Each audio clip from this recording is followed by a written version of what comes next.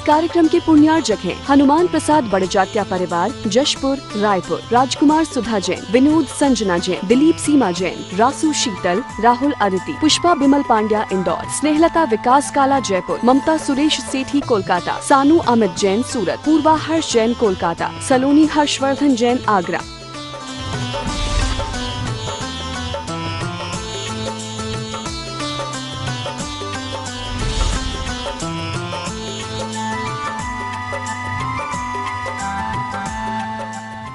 पिछले कार्यक्रम में हमने 5 पाप हिंसा, झूठ, चोरी, कुशील और परिग्रह इनको एक देश या स्थूल रूप से कैसे छोड़ा जाए, उसके छोड़ने के लिए हमें क्या करना होता है, इसकी चर्चा की थी। उन्हें कहते हैं अणुव्रत।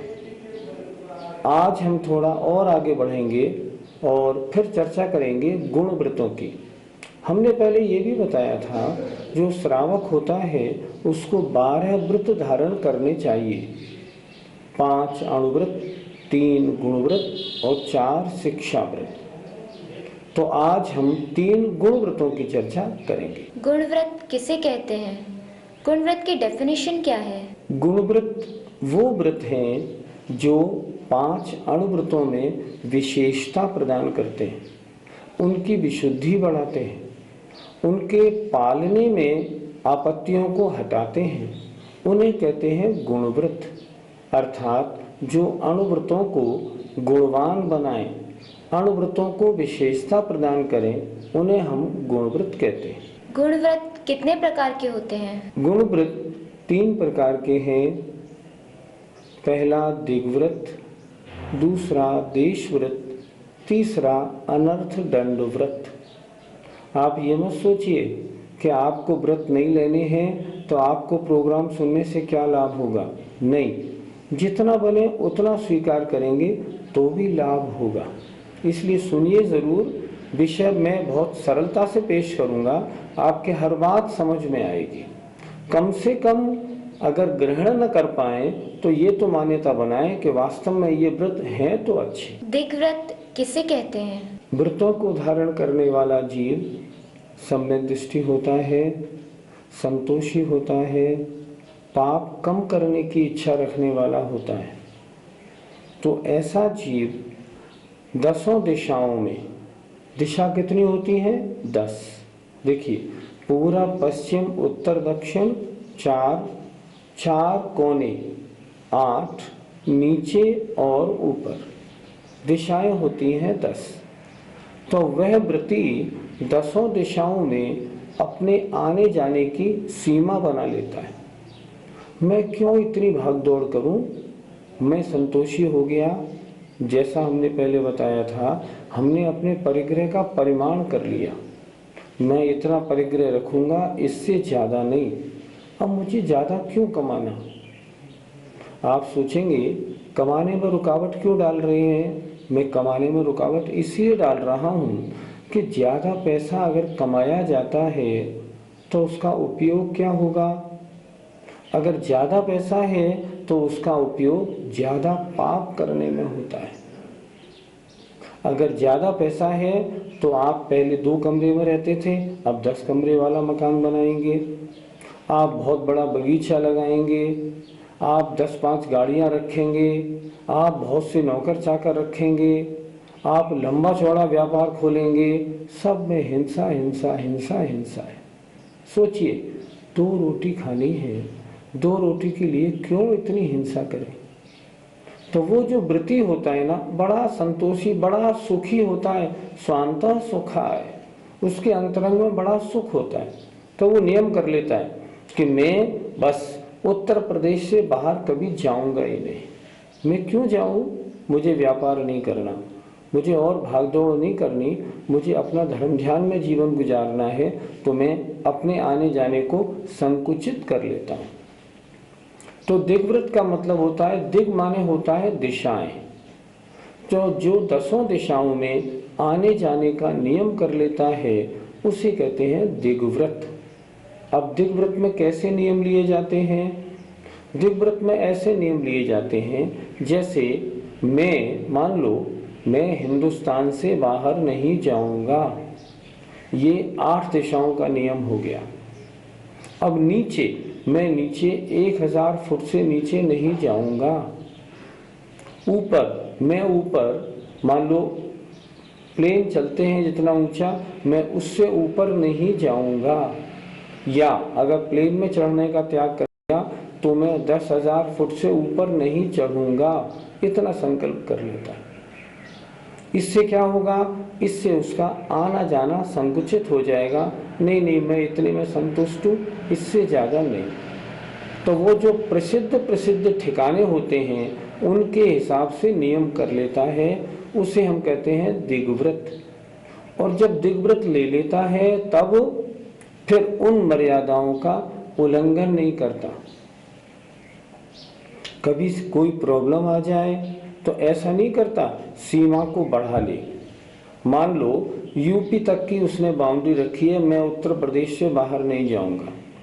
अब उत्तर प्रदेश से बाहर अगर कोई 50 किलोमीटर दूर अगर कोई घटना घट जाए तो वो जाएगा? नहीं, कभी नहीं जाएगा।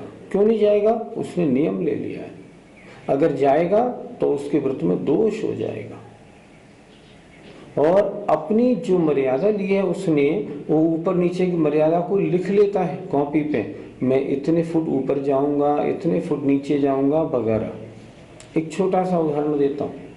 किसी व्यक्ति ने ये नियम लिया, मैं 1000 फुट से ज़्यादा नीचे नहीं जाऊंगा। और मान लीजिए भाखड़ा नागल डैम देखने पहुंच गया। वहां पहुंचा तो उसने देखा एक लिफ्ट ऐसी है जो जमीन के अंदर जाती है। उसने पूछा, ये लिफ्ट नीचे कितने फुट जाएगी? उन्होंने कहा, हम आपको नीचे ले जाएंगे और 1600 फुट नीचे ले जाके आपको दिखाएंगे पृथ्वी के अंदर क्या है। वो कहेगा, नहीं मैं नहीं जाऊंगा। क्यों? मेरा 1000 फुट का नियम है, मैं 1600 फुट नहीं जाऊंगा। मान लीजिए उसने ऊपर का नियम लिया, 10,000 फुट से ऊपर कहीं पहाड़ वगैरह पर नहीं चढ़ूंगा। और किसी ने कहा हम बद्रीनाथ चलते हैं, बद्रीनाथ की ऊंचाई 9000 फुट है, चला जाएगा। वहां जाके मालूम पड़ेगी कि ये बद्रीनाथ की ऊंचाई तो 10,300 फुट है, तो फिर नहीं जाएगा कि नहीं मैं नहीं जाता। क्यों? मेरा नियम 10,000 फुट का है। वो अपने लिए गए नियमों का बड़ा पक्का होता है और उसमें किसी तरह भी कोई दोष नहीं लगने देता। जो ऐसा होता है उसे हम कहते हैं दिग्व्रती श्रावक। किसी श्रावक ने अगर दिग्व्रत का नियम ले लिया हो, जैसे कि उत्तर प्रदेश का, अब नियम लेने के बाद उन्हें ये पता चले कि बॉर्डर्स पे आचार्य श्री का चातुर्मास होने वाला है, अब वो दर्शन के लिए कैसे जाए? जरा ये भी हमें बताइए। आपका प्रश्न बहुत अच्छा प्रश्न है। मान लो किसी ने नियम लिया, मैं उत्तर प्रदेश के बाहर नहीं जाऊंगा। उत्तर प्रदेश कहाँ तक रहा? ललितपुर तक। और आचार्य विद्यासागर जी महाराज का चातुर्मास हुआ मान लो सागर में। अब वो जाएगा कि नहीं जाएगा? इसके लिए आचार्यों ने कहा है, हमने जो मर्यादा ली है ये पाप घटाने के लिए ली है, धार्मिक कार्यों के लिए नहीं। इसलिए अगर कोई धार्मिक अवसर ऐसा आएगा तो वो चला जाएगा, लेकिन पाप कार्य अर्थात व्यापार वगैरह घूमना फिरना उन कामों में नहीं लगेगा कि वहाँ जाए और वहाँ जाने के बाद और कामों में लग जाए, वो नहीं करेगा। जाएगा, आचार्य श्री के प्रवचन सुनेगा, चौका लगाएगा, आहार देगा और वापस आ जाएगा। पाप कार्यों को नहीं करेगा। धर्म कार्यों के लिए कोई सीमा नहीं होती, इसलिए सीमा के बाहर धार्मिक कार्यों के लिए जाने में कोई आपत्ति नहीं। देशव्रत किसे कहते हैं? देशव्रत का तात्पर्य है दिग्व्रत में जो उसने बड़ी मर्यादा ली, जैसे मर्यादा ले ली मैं उत्तर प्रदेश से बाहर नहीं जाऊंगा। अब 10 लक्षण पर्व आया, अब वो नियम लेगा कि मैं 10 लक्षण पर्व के 10 दिनों में आगरा से बाहर नहीं जाऊंगा। ये भी नियम ले लेगा कि मैं इन 10 दिनों में अपनी कॉलोनी से बाहर नहीं जाऊंगा। इससे क्या होगा? उसकी एक्टिविटीज कंट्रोल्ड हो जाएंगी। जितनी एक्टिविटी कंट्रोल करेगा ना, उतना पाप कम होगा, उतना दिमाग उसका कम घूमेगा। इसलिए दिग्व्रत में की हुई मर्यादाओं में से किसी निश्चित समय के लिए छोटी मर्यादा बना लेना, इसका नाम है देशव्रत। एक विशेषता और, दिग्व्रत जीवन भर के लिए होता है, देशव्रत 1 घंटा, 1 दिन, 1 हफ्ता, 2 दिन इनके लिए होता है। तो मैंने संकल्प बना लिया कि मैं आज सारे दिन सिर्फ अपनी कॉलोनी से बाहर नहीं जाऊंगा, मैं 6 घंटे तक मंदिर से बाहर नहीं जाऊंगा। इसका नाम हुआ देशव्रत। देशव्रत करने से पाप कंट्रोल होते हैं, इसलिए दिग्व्रत की मर्यादा के अंदर कुछ समय के लिए छोटी मर्यादा बना लेना देशव्रत है। लेकिन जिसने देशव्रत लिया है वो फिर अपनी बाउंड्री के बाहर मोबाइल यूज नहीं करेगा। ऐसा नहीं फोन लगाए और बॉम्बे बात कर ले, वो ये नहीं करेगा। किसी आदमी से कह दे कि मेरा तो देखो नियम है, मैं तो आगरे से बाहर नहीं जाऊंगा, तुम जरा दिल्ली चले जाओ और मेरा ये काम कराओ। नहीं, ऐसा नहीं करेगा। किसी को भेज के कुछ सामान नहीं मंगाएगा, टेलीफोन वगैरह नहीं करेगा। इशारे के द्वारा अपना कोई ऐसा संकल्प, ऐसा इशारा कर दे जो मेरी बात सामने वाला समझ जाए, ऐसा भी नहीं करेगा। अगर ऐसा किया ना तो फिर पाप कहाँ छूटा भाई। डायरेक्ट नहीं किया तो इनडायरेक्ट कर लिया, नहीं वो नहीं चलेगा। जो मर्यादा तुमने छोटी बना ली है, अब उसके बाहर कुछ नहीं, ना किसी को भेजना, ना किसी को बुलाना, ना कोई आवाज देना, खकारना भी नहीं, फोन भी नहीं करना, चिट्ठी भी नहीं भेजना, कुछ भी नहीं करेगा। आप सोचिए ऐसे जीव के परिणामों में कितनी शांति आई होगी जिसने ऐसा नियम लिया। इसलिए देशव्रत लेने से परिणामों में शांति, आत्मा को बड़ा सुख का अनुभव होता है। देशव्रत तो बहुत कड़ा है, ये तो पालन करना पॉसिबल ही नहीं होगा, तो फिर हम क्या करें? कोई चीज टफ नहीं होती। जब मुनि बनना और आरिका बनना टफ नहीं है तो देशव्रत टफ कैसे हो गया? क्या आरिका बनना टफेस्ट? जब इतनी आरिकाएं बनी हैं, इतने पुरुष मुनि बने हैं, क्षुल्लक एलक बने हैं और उन्हें बड़ा आनंद का अनुभव होता है। एक बार का प्रसंग सुनाऊं। आगरे में पद्मनंदी महाराज पधारे थे। मैं रात्रि को 8 बजे जाड़े के दिनों में उनके पैर दाब रहा था, वैयावृत्ति कर रहा था। महाराज जाड़े की वजह से कुछ कप रहे थे। पद्मनंदी महाराज, जो उनका गृहस्थ अवस्था का घर है, उनकी फाइनेंशियल पोजीशन बहुत अच्छी है, अच्छे घर के। जब वो कप रहे थे तो मैंने उनसे कहा, महाराज अच्छे भले घर के थे, काय को मुसीबत में पड़ गए, क्यों मुनि बन गए आप? अपने घर में रहते, देखो आपका शरीर कप रहा है। महाराज मेरी बात सुन के हंसे। रात्रि थी, बोलते नहीं थे, फौरन कागज पे लिखा उन्होंने, मुझे तो एक जरा सा कष्ट है, तुम्हें कितने कष्ट हैं जरा देखो तो सही। और वास्तव में उनकी बात बिल्कुल ठीक थी। उन्हें क्या है, थोड़ी सर्दी तो लग रही है, और हम जो गृहस्थी में रहने वाले लोग हैं, हमें कितने कष्ट हैं पूछो नहीं। एक कष्ट हम दूर करते हैं, सामने 2 खड़े हो जाते हैं, 2 से निपटते हैं तो 4 खड़े हो जाते हैं। सारा जीवन संकटों से निपटने में ही समाप्त हो जाता है।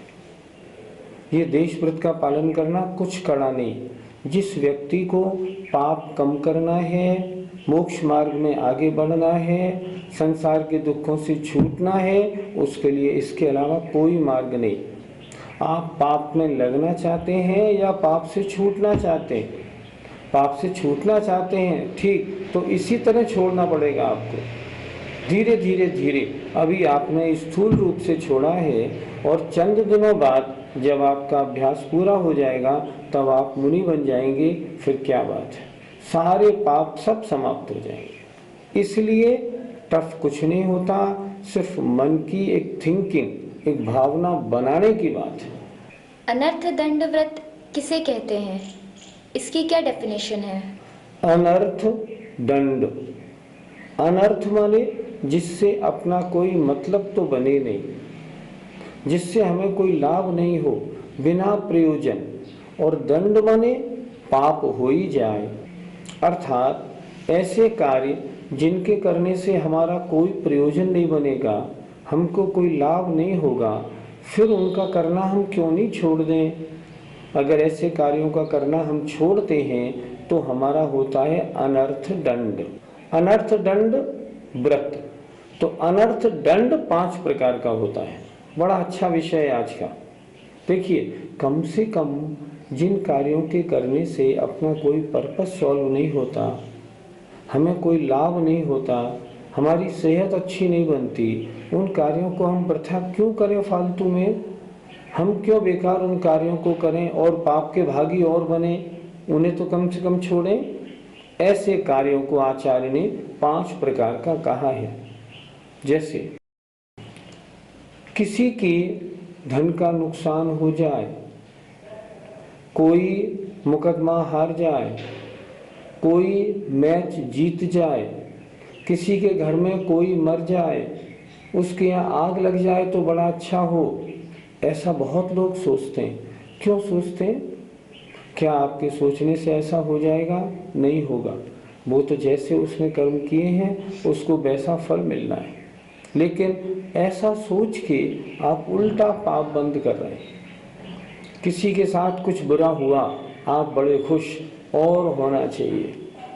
क्यों पाप बंद किया आपने?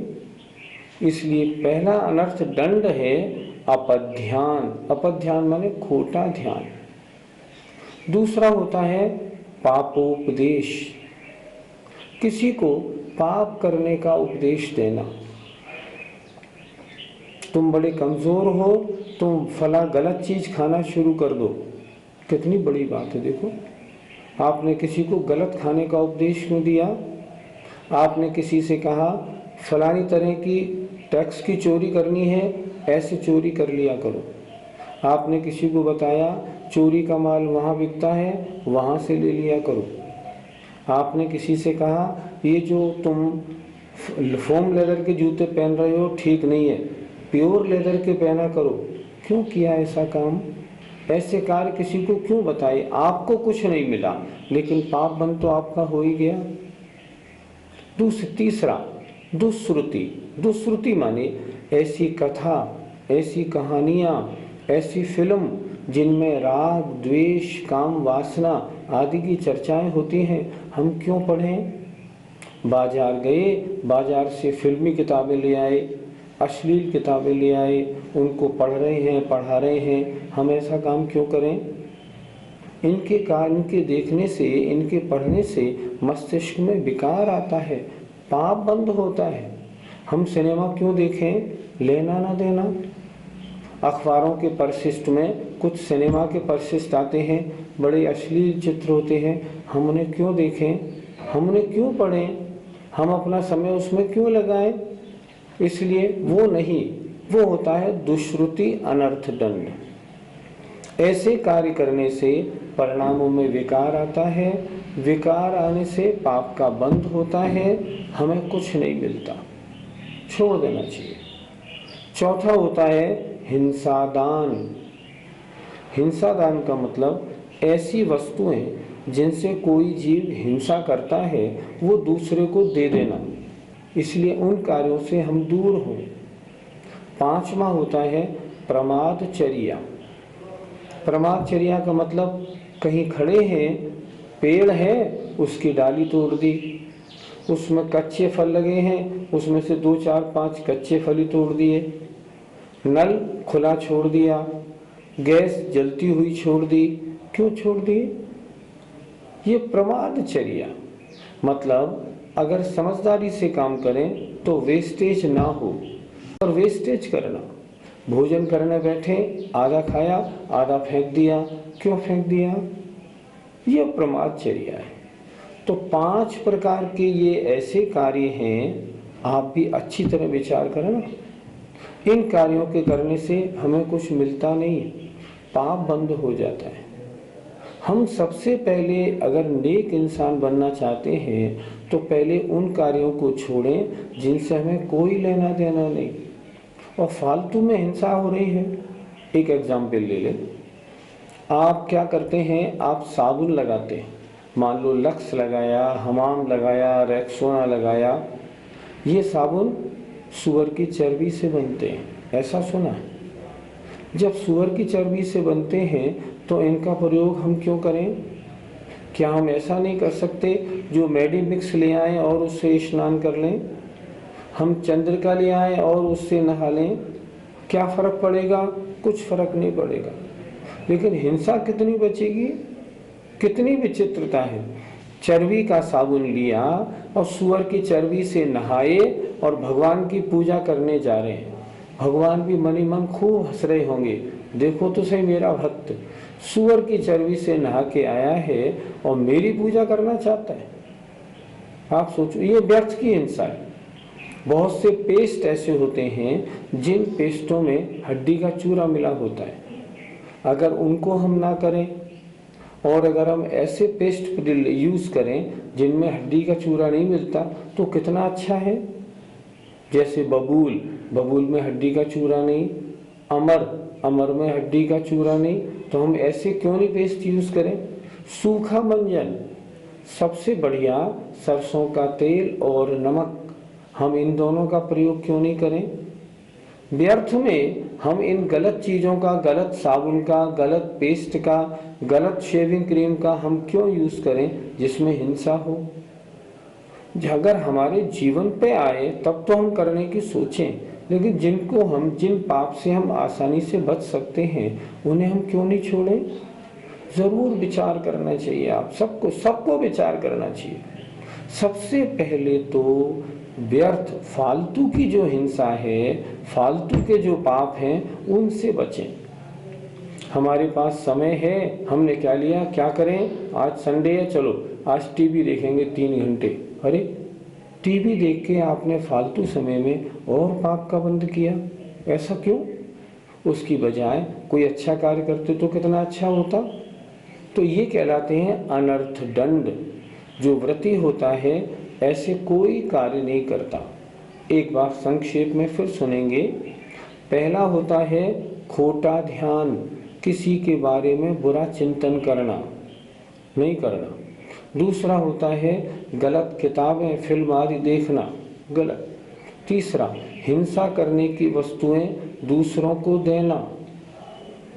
चौथा, जो प्रमादचर्या अर्थात व्यर्थ में ही इधर उधर के जो पेड़ पौधे इत्यादि हैं तोड़ना, पानी आदि फैलाना, इन सब गलत कार्यों को वो व्रती नहीं करता। ये पाठशाला कार्यक्रम इसीलिए शुरू किया गया है ताकि जगह जगह पाठशालाएं तो नहीं खुल सकती, लेकिन टीवी के द्वारा, क्योंकि टीवी का जमाना है, लोगों को पाठशाला के तथ्य, पाठशाला का थीम समझाया जा सकता है। तो हमें उम्मीद है हमारे दर्शकों ने आज जरूर 5 प्रकार के अनर्थ दंडों के बारे में कुछ न कुछ छोड़ने का निर्णय बनाया होगा। जरूर बनाइए, आत्मा की पवित्रता इसी से बनेगी। हमारा समय हो गया, आपसे विदा लेते हैं। जय जिंद। इस कार्यक्रम के पुण्यार्जक हैं हनुमान प्रसाद बड़जात्या परिवार, जशपुर, रायपुर, राजकुमार सुधा जैन, विनोद संजना जैन, दिलीप सीमा जैन, रासु शीतल, राहुल अदिति, पुष्पा बिमल पांड्या इंदौर, स्नेहलता विकास काला जयपुर, ममता सुरेश सेठी कोलकाता, सानू अमित जैन सूरत, पूर्वा हर्ष जैन कोलकाता, सलोनी हर्षवर्धन जैन आगरा।